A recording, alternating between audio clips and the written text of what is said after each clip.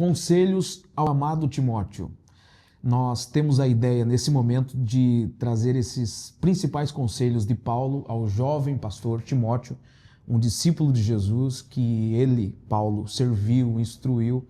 Esse é o objetivo, trazer os principais conselhos de Paulo a Timóteo quanto à fé de Paulo, como também a fé do discípulo Timóteo. Eu sou o pastor Anselmo Fernandes, pastor de uma das igrejas CME aqui no país de Portugal, mas não só aqui, como também em toda a Europa. E se você quiser conteúdos como esse, que edifiquem a sua fé, conteúdos teológicos sim, mas de uma maneira bem prática, curte esse canal para que você possa nos acompanhar. Então vamos aos conselhos de Paulo ao jovem Timóteo quanto à sua fé. Vamos! No capítulo 1 de 1 Timóteo, nós temos já um conselho muito precioso, que é o versículo 3, que diz assim: conforme te solicitei, quando parti para a Macedônia, permanece em Éfeso, para divertires a certas pessoas que não mais ensinem outras falsas doutrinas e que parem de dar atenção a mitos e genealogias intermináveis, que causam discórdias em lugar de propagarem a obra de Deus que tem como fundamento a fé. Olha que interessante. Paulo aqui está aconselhando esse jovem pastor a não entrar em vãs discussões, a não provocar discussões, porque essas coisas não levam as pessoas a nada, a não ser para contendas, para discórdias dentro do corpo de Cristo. É isso que Paulo está aconselhando Timóteo. E nessa última frase do versículo 4 do capítulo 1, Paulo diz que causam discórdias em lugar de propagarem a obra de Deus, que tem como fundamento a fé. Por várias vezes, Paulo vai falar da fé de Timóteo, que ele deve estar respaldado nela, pois a fé, conforme aqui está escrito, a fé, em primeiro lugar, ela é fundamento. Nós precisamos cuidar do fundamento. Não basta só cuidarmos, das paredes, do teto, das janelas, da porta. Nós temos que cuidar do fundamento. Isso é o que nós temos de mais importante. Não tem como ignorarmos o fundamento. Nós podemos construir algo maravilhoso, deixar um legado, deixar uma história, deixar vídeos gravados, deixar livros escritos, mas se não cuidarmos do fundamento, tudo se desmoronará. Aí, esse é o versículo 4, mas no versículo 5 do capítulo 1, continua o conselho. O alvo dessa orientação, ou admoestação, ou exortação, como esteja na sua tradução, eu estou aqui com a tradução King James atualizada, na minha tradução, versículo 5 diz: o alvo dessa orientação é o amor que procede de um coração puro, em primeiro lugar, coração puro, em segundo lugar, uma boa consciência e de uma fé sincera. Paulo está dizendo, essa exortação, Timóteo, que eu estou fazendo a você, esse conselho que eu estou dando a você, olha, procede primeiro de um coração puro.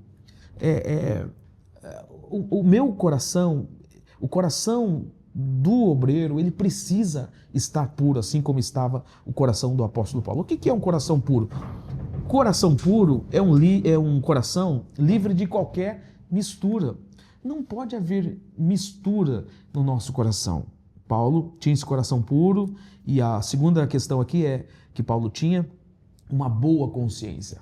Ele poderia muito bem colocar a cabeça no travesseiro e dormir porque ele sabia muito bem o que ele estava pregando. Não havia mistura na sua mensagem. E o contexto todo das duas epístolas de Paulo a Timóteo, a primeira e a segunda, é exatamente que os judaizantes queriam inserir no cristianismo as práticas judaicas, o guardar do sábado e outras observâncias. E Paulo aqui está dizendo, não pode haver isso.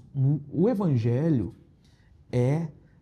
precisa ser puro. O coração do pregador, o coração dos ouvintes precisam estar puros. Por isso que ele disse aqui, essa minha exortação procede de um coração puro, procede de uma boa consciência, eu estou tranquilo com aquilo que eu prego a vocês, porque eu tenho trazido o evangelho genuíno. E a terceira questão que Paulo coloca aqui é a fé sincera. Na etimologia da palavra, a gente pode dizer a fé sincera, não é? Ou seja, é uma fé que não é misturada. Essa fé, esse evangelho que eu prego a vocês, é um evangelho sem o sincretismo religioso.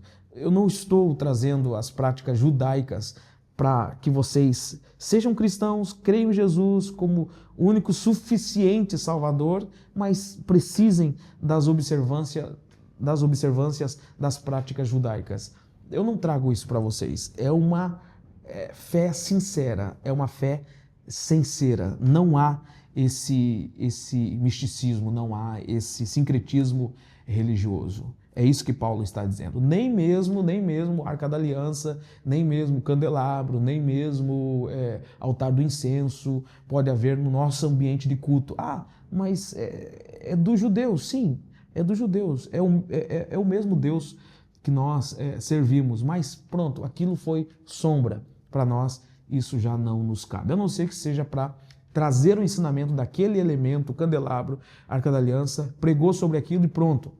Mas não usar aqueles elementos como essenciais para o nosso culto de adoração a Deus. Então aqui está alguns conselhos no capítulo 1, mas ainda trago um outro conselho no capítulo 1, que é o versículo 19, que diz: preservando a fé e a boa consciência. Agora é o que Paulo deseja a Timóteo.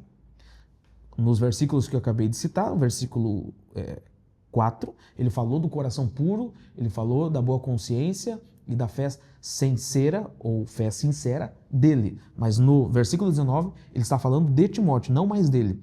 No versículo 19, ele diz que ele quer que isso esteja em Timóteo, preservando a fé e a boa consciência. Em outras palavras, aquilo que eu tenho, Timóteo, eu quero também que você tenha. Preserva isso, preserva a fé.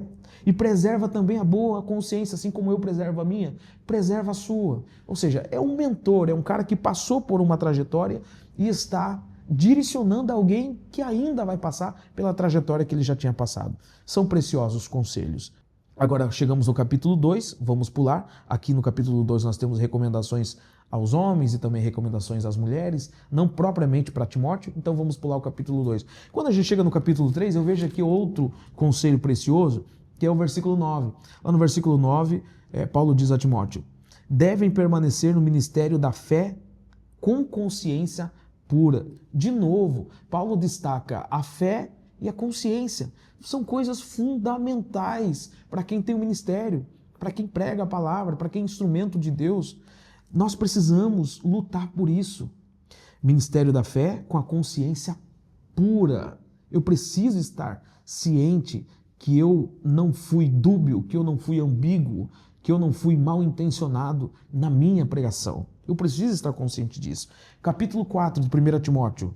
O que nós temos de conselho? Por exemplo, no versículo 1 já diz: o Espírito Santo afirma expressamente que nos últimos tempos alguns se desviarão da fé. Olha a fé sempre dentro desses conselhos do apóstolo Paulo. Alguns se desviarão da fé.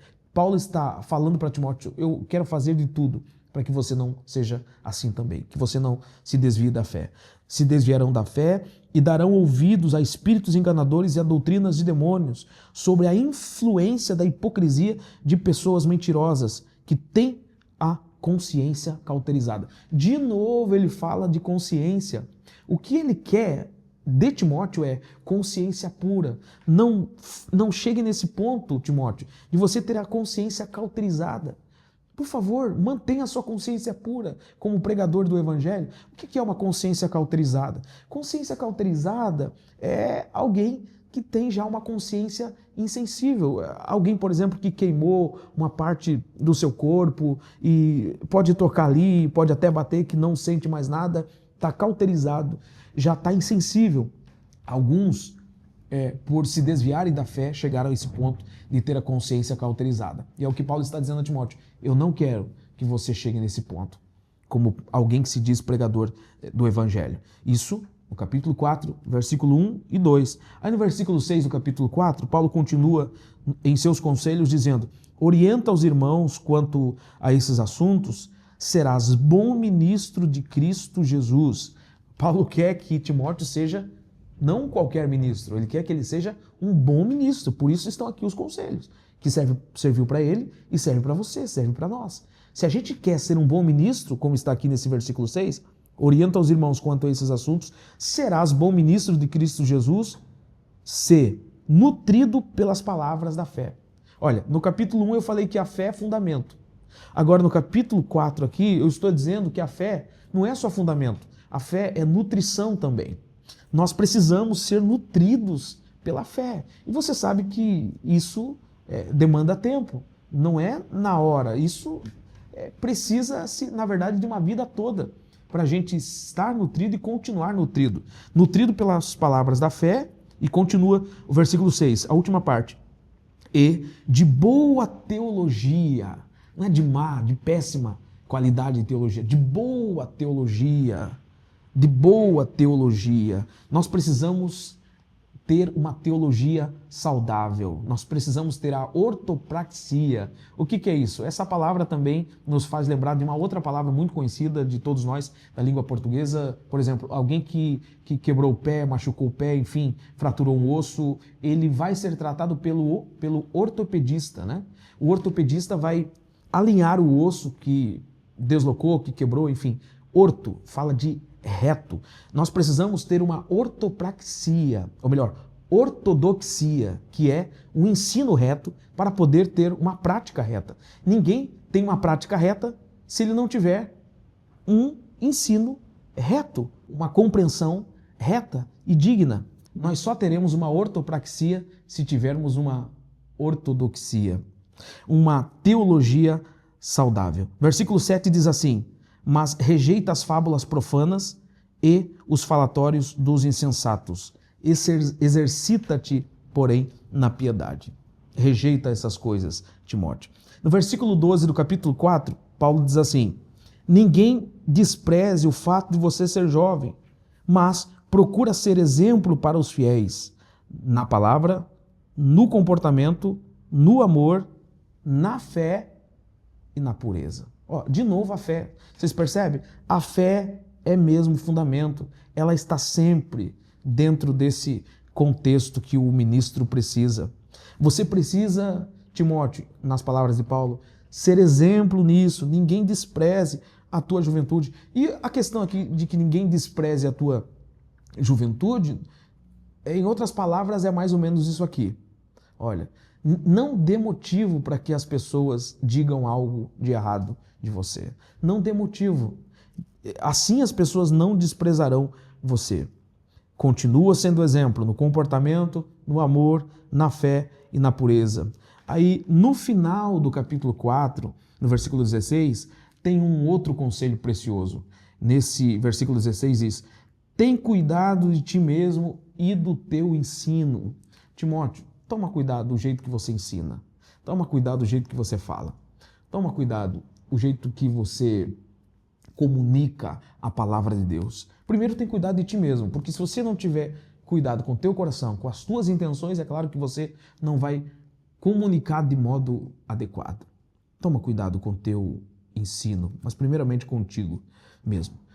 Persevera nesses deveres, pois agindo assim, salvarás tanto a tua própria vida quanto a todos aqueles que te derem ouvido. Ou seja, o ensinador ele não tem que ter preocupação apenas com ele, para salvar apenas ele. O ensinador, ele tem que ter a grande preocupação de salvar as pessoas, de fazer com que as pessoas entendam o que ele está comunicando, o que ele está pregando, o que ele está a falar. Então toma cuidado com o que você ensina, Timóteo. Ensina a palavra. A palavra é o meio que Deus nos deu para que o evangelho fosse anunciado. Ele pode sim ser anunciado de uma maneira secundária, anexa à palavra, pode ser usada a arte, pode ser usado o louvor, pode ser usado ações benéficas às pessoas. Ele pode ser usado, mas principalmente Deus nos deu o meio de anunciar o evangelho é por meio da palavra.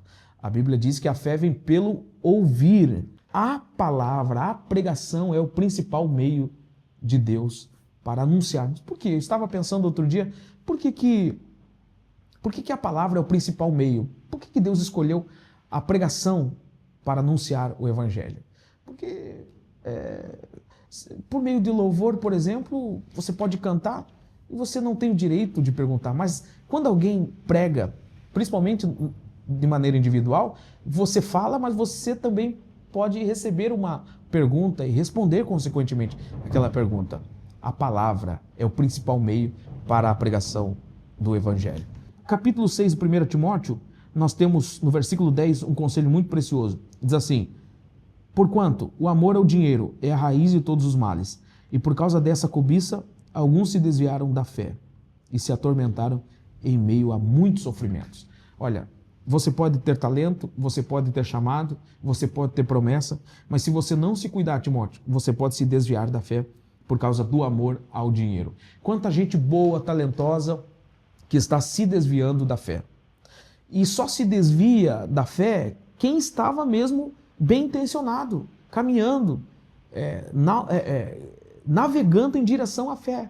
Mas por causa do amor ao dinheiro, foram sendo levadas pelo amor ao dinheiro, pela vontade de querer, de ser, de aparecer, pela vontade de viralizar, pela vontade de ter engajamento, pela vontade excessiva. Se for usado para a pregação do Evangelho para a glória de Deus, ok. Mas geralmente essas coisas induzem os homens a naufragarem na fé, a se desviarem da fé. E como eu disse, só se desvia quem realmente estava com boas intenções, com destino à consumação da fé. Só naufraga na fé quem estava, nessa linguagem náutica, quem estava dentro desse barco.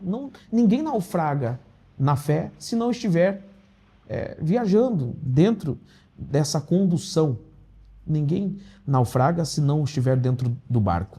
Aí, ainda no capítulo 6, no versículo 20, diz assim: Timóteo, guarda o tesouro que te foi confiado, evitando as conversas inúteis e profanas, assim como as elucubrações sem fundamento, que muitos chamam de saber.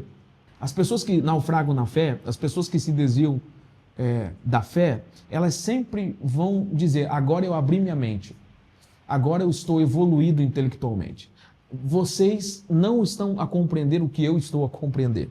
Por isso que o conselho de Paulo a Timóteo foi: alguns professando tal conhecimento. Essa expressão tal nos lembra João capítulo 3, né? Quando Deus amou o mundo de tal maneira, ou seja, é um tal conhecimento, entre aspas, é claro, porque não é conhecimento coisa nenhuma segundo a Bíblia. Se você quer saber mais sobre esta epístola, nós temos aqui ministrações sobre a primeira e a segunda epístola de Paulo a Timóteo no nosso canal. Segue para que você acompanhe tudo aquilo que falamos acerca de Deus, de teologia, da maneira prática para o nosso dia a dia. Que Deus abençoe você.